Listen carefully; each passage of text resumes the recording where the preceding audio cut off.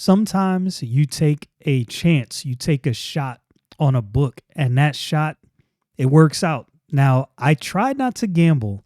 I try not to gamble when I go into the comic book store. It has let me down on many occasions, but every now and again, I will grab a book. And when I grab that book, I'm like, okay, I don't know how this is going to work. And another thing that's unique for me about this book, I'm going to show you. I'm not going to do a full review, but I'll show you some panels because I think the art is worth showing. The cover did not grab my attention. Well, this cover. There's other covers within the series. I got the first 3 issues. But the premise was it kind of got my attention. Like, this is odd. Odd in a way that may be good. Could have been bad, but it turned out good. It's a good book. And that book is Teenage Mutant Ninja Turtles X Naruto. Now, I don't know if I'm pronouncing that correctly. I know people get real serious about how these things are pronounced. So forgive me if I pronounced any of that wrong. But the artist on it is Hendry Prasetya. He's from Indonesia, and Caleb Goellner is the writer. I'm not familiar with these two gentlemen. They may have worked on some stuff that I read before. I am not like many comic book readers. Growing up, I didn't always pay attention to who wrote what or who drew what. It wasn't until I started noticing I liked certain art styles and didn't like other art styles. So what I would do is I would grab a book. And this is just something I do. I'm not saying that this is normal for everyone. I'm just unique in this way. I would read the book. I wouldn't look at who wrote it, even though nowadays especially you see that on the cover. But I would just read through the book. If I enjoyed the writing, like if the writing was really good and the art really grabbed me, then this would be a name I'd pay attention to. And I'll have to say that this Hendry Prasetya, I will pay attention to that name. And if I see that name show up, he is a name that I will probably say I'm going to buy that book. It's rare that I get to the point where I like an artist and I see something else from them and I don't like it. Now, I have said this before and I stand by this. There's certain artists that don't necessarily draw every character good. Another thing I've brought up before, I judge every artist by how they draw Wolverine. If they've ever drawn Wolverine, I'm good. That's how I'm going to judge them. I'm going to look at that Wolverine picture. And there's some people that when I see them draw Wolverine, I'm like, that's just jarring to my eye. I don't like that. I don't know why. It's just, something to me. Anyway, I'm going to show you some of the panels from this book because I think it was done well. Now, I don't know if this is set in some alternate universe. It very well may be. I am not 100% sure. I will fully admit that I do not know, but I think the art was definitely worthwhile. It opens up. Now, I'm not familiar with all the characters in Naruto, so you see, that crew, and they're interacting with April O'Neil. Now, it looks like New York, but it looks like some alternate version of New York. So I don't know what happened before this. I don't know what happened in the books leading up to this. Here's what's interesting. Here's what's funny. When Teenage Mutant Ninja Turtles, the cartoon, was first launched, I didn't know that was a comic book first because this was before I started collecting comic books. This was in the 80s. I was probably, when was I, around 8? I might have been 8 or 9 when I started watching Teenage Mutant Ninja Turtles. And I didn't start collecting comic books until around 12 or 13. Those years are always a jumble, like when I started. I know approximately around the year I started. Again, I've told that story before, not going to rehash that. But anyway, I didn't know. And when I think back to that now, of course, being an older man, there's things I think about now that I didn't think about before. I've always been more into superhero comic books, and that's still my thing. That's my jam. But what I've learned over the years is I can actually go into reading something that's not necessarily superhero, right? Like Teenage Mutant Ninja Turtles, they're superheroes, but they're kind of not, but they kind of are, if that makes sense.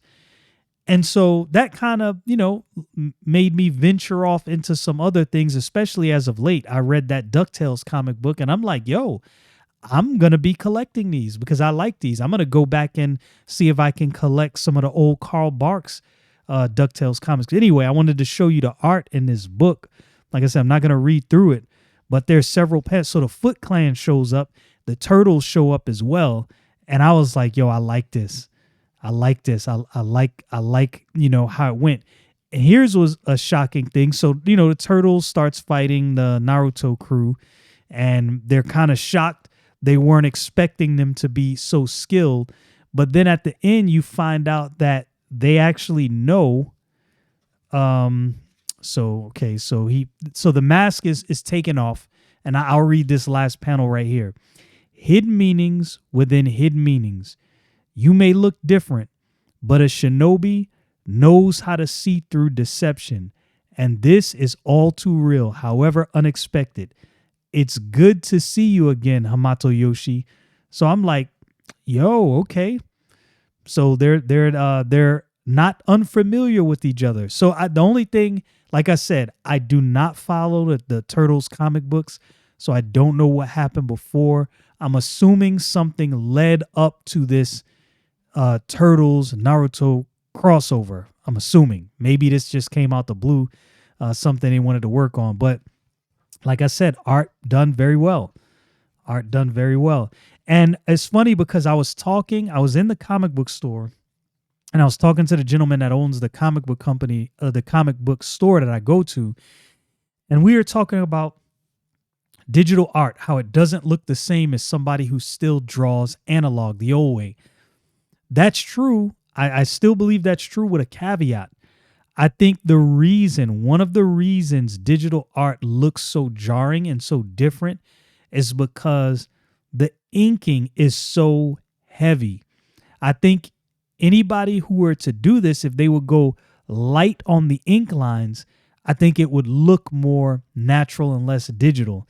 And there's certainly some ink lines in this that are darker than others, but there's a lot of ink lines that are more thin, kind of muted, and it makes it look like it's not digital at all. Now, I looked up Hendry Prasetya, and he does draw on a digital pad. I don't know exactly what kind of art station he has, but he does good work. He does good work, and he's got a new fan. If I see his name on something, I will definitely pick it up. Maybe one of you out there are familiar with his work and you know some other stuff that he has worked on that you could recommend. And that's the thing. You know what? This is kind of interesting, and I don't know. I'm sure I'm not the only one that has noticed this. It seems like the torch has been passed. It used to be where, especially in American comic books, because, it's our thing, we had some of the best artists. Now, coincidentally, some of our best artists are actually from other places, like Whilce Portacio. He's from the Philippines. Jim Lee, born in South Korea. Todd McFarlane, he's from Canada, even though Canada is like our, close cousin. But you know what I mean. But I notice a lot of artists coming from Asia and Brazil, Philippines. I'm like, wow, this is kind of interesting. And you can tell the influences of the older 90s art styles on some of these artists because that's what they follow. There was an artist, I think his name was, let me see, because I was looking this up before I started here today, because I was like, man, I remember this artist that drew on X-Men Blue. Now, he was pulled off because of some drama. I can't remember exactly what happened in that issue. So his name is Zaif, Ardian Zaif, and he drew X-Men Gold, and he did a killer job. Like, when I first looked at some of that X-Men Gold stuff that was drawn by him, it reminded me of old comic books. Now, when I say old, I'm not talking about like, 60s, 50s. I'm talking about like 90s, like early 90s comic books. That's what it reminded me of. It was that same dynamic style where all the action felt like it jumped off the page. And I got to say, Hendry kind of felt that same way as I was reading this book. All of these, this new era actually gives opportunity for new artists to come along. And there's a lot of artists in the independent space I'm noticing that are killing it, knocking it out the park. Now, I don't know if Marvel has just a certain pool of artists they stick with. I know they use agencies. I don't know if they just never go outside of those agencies, but there's a lot of talented artists. I started noticing a lot of dudes that I follow, because I follow some artists on X, and which leads me to following other artists. And I notice, I'm like, yo, some of these dudes are really tough with it, like tough with this art. There's definitely a horde of people out there to choose from.